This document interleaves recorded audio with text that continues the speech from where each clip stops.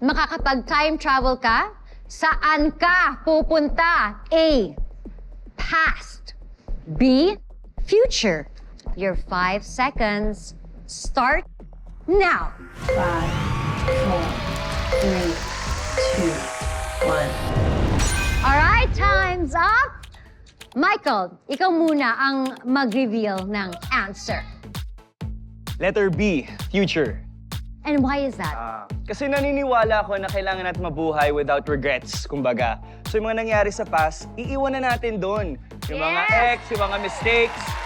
We learn from it. Let's go to the future and just think forward. Kung maka-agree naman si Zephanie. Di ba? Maka-thumbs up. Alright, got it. Roxy, ikaw, anong sagot mo? Yes, Miss Heart, medyo madrama to. Pero yung mga taong nag-grieve na in the past, sila lang makakaintindi nito. Okay. Yung tatay ko kasi wala na siya. So kung makabalik ako sa past, at least makakasama ko siya, di ba? Totally valid. Okay, Sean, ano naman ang POV ng people? Anong pangalan natin?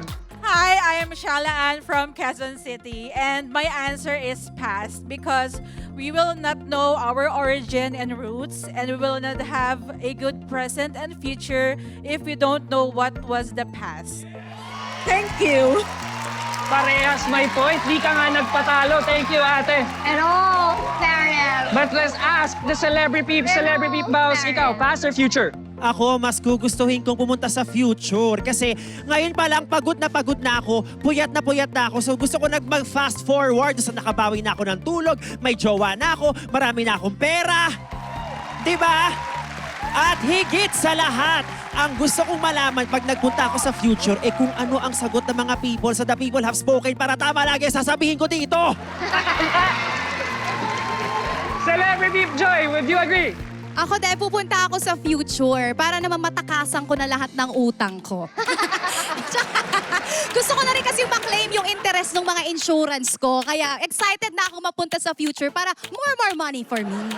I love that 25 months to pay matapos na para future. Pero para sa akin, gusto ko sa past. Kasi wala namang time exactly.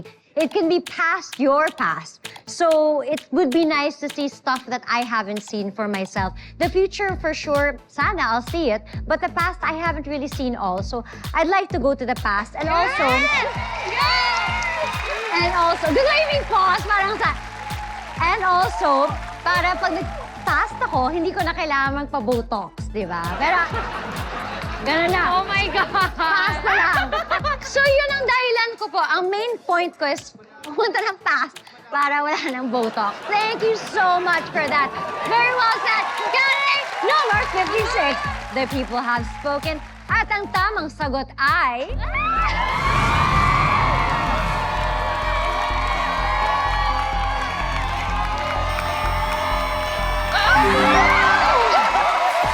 Wow! Mas maraming gusto pumunta sa future. Nakabawi na si Zeph at Michael. Congratulations! 10 points, Team Astro, habang 20 points na ang Team Zach Scout. Wow!